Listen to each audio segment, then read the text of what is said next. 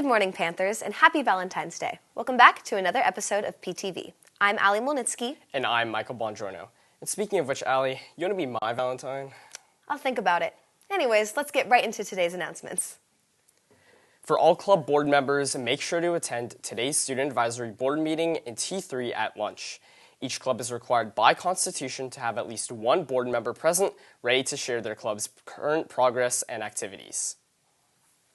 If you love dinner served with elegant music, head on down to the cafeteria this Thursday at 6:30 p.m. for the Chamber Music Festival, presented by the MPHS Orchestra. Tickets are on sale now for $20 and can be found on the MPHS Strings website. Now, let's check out today's Panther window. Take it away, David. Hey Panthers, with the Super Bowl being over, many of us can finally breathe and sleep again. But since the 49ers didn't win and the Chiefs don't count, I'm taking a look at who the real winners of Super Bowl 58 were. Starting off the night was a visit from Post Malone, who played a very nice guitar cover of America the Beautiful, but he was surpassed at halftime by the old legend Usher. While Usher's flashy dancing was certainly entertaining enough, his music and his singing potential left a little bit to be desired, which he tried to make up for via roller skates. Yeah, I'm being serious. So, those two definitely did not win the Super Bowl this year. However, there was one other artist, prominent at the game, a standout artist who made a name for herself as one of the best in the industry, Ice Spice. But because she was hardly doing anything, I don't really think I can say that she won either. Now, if they haven't made it clear enough already, I'm here to speak for the Swifties in the disappointing night.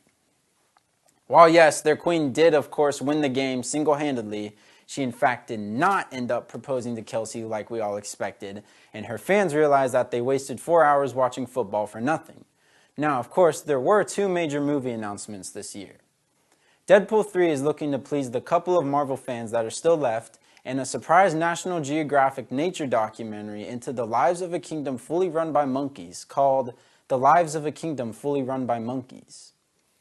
Moving on to commercials this year, they were surprisingly lackluster, with the best thing being from our neighbors Arnold and Danny, Michael Cera's new lotion company, and Pickle Babies.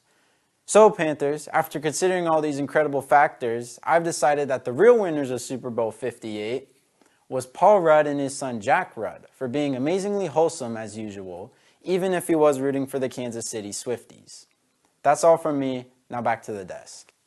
As you may or may not know, it is Valentine's season, so make sure to wear red, white, or pink to show off your school spirit. NPHS is looking for current 8th to 11th graders interested in representing our school for the Student District Advisory Committee, or SDAC for short. The committee is made up from students from each CVOC high school and meets every month with CVOC assistant superintendents and directors to discuss policies, events, and important topics concerning the district.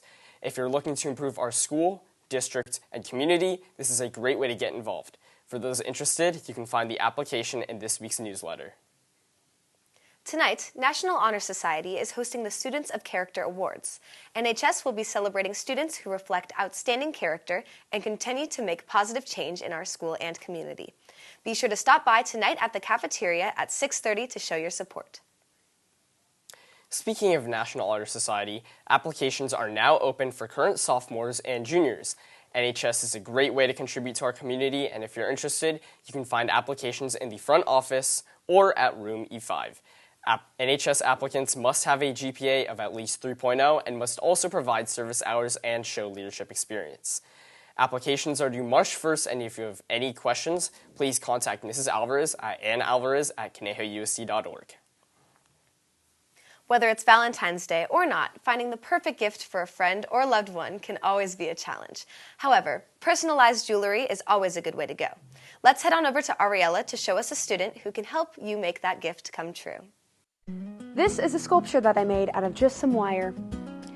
Obviously, it's not really good, but we do have a student on campus who is incredible at making jewelry and art out of just some wire. Let's go see how she does it while we learn all about her business.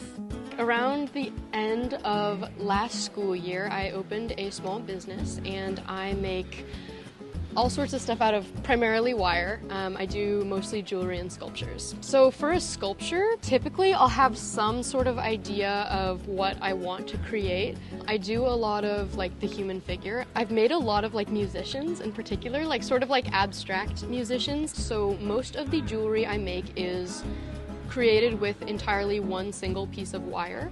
And because of that, the designing process is pretty much me finding out how I can draw the shape in just one continuous line.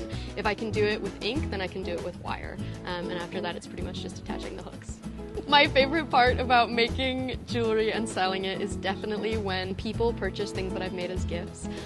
I get so excited to just be a part of that transfer of love that is gift giving. It can be really like scary to be a young person, to be a young artist especially. I think a lot of artists, we're really critical of our own work. Even some of us are insecure to call ourselves artists.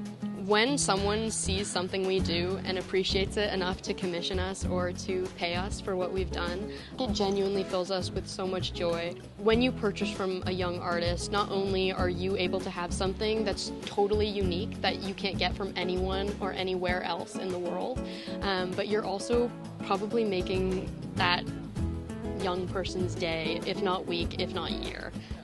So I think that's awesome. My business is called Walking on Wire. I have an Etsy, I have an Instagram, I have a business email. Business is called Walking on Wire.